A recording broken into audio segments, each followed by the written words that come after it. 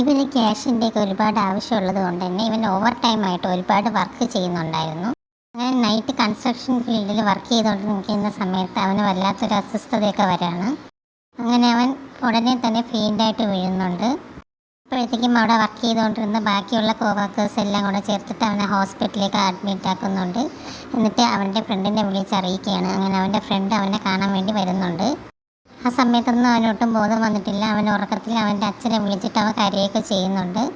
ഇത് കാണുമ്പോൾ അവൻ്റെ ഫ്രണ്ടിന് വല്ലാത്ത ഇമോഷണൽ ആവുന്നുണ്ട്. അവൻ അങ്ങനെ നോക്കിയിരിക്കുന്നുണ്ട്. ഒരു നേഴ്സ് വന്നിട്ട് ഇവനെ വിളിക്കുകയാണ്, ഡോക്ടറെ വിളിക്കാമെന്ന് പറഞ്ഞിട്ട്. എന്നിട്ട് ഡോക്ടർ ഇവൻ്റെ അടുത്ത് കാര്യങ്ങളൊക്കെ പറയുന്നുണ്ട്. ഇവൻ ഓവർ വർക്ക് ചെയ്തിട്ടാണ് ഇങ്ങനെ ഫെയിൻ്റായിട്ട് വീണെന്നൊക്കെ പറഞ്ഞ് മനസ്സിലാക്കി കൊടുക്കുന്നുണ്ട്. അവന് നല്ലോണം റെസ്റ്റൊക്കെ വേണമെന്ന് ഡോക്ടർ ഇവൻ്റെ അടുത്ത് പറയാണ്. കുറച്ച് കഴിയുമ്പോഴത്തേക്കും ഇവന് ബോധം വരുന്നുണ്ട്. അങ്ങനെ നോക്കുമ്പോൾ ഇവൻ്റെ കൂടെ നിൽക്കുന്നത് ഈ പയ്യനാണെന്ന് അവന് മനസ്സിലാകുന്നുണ്ട്.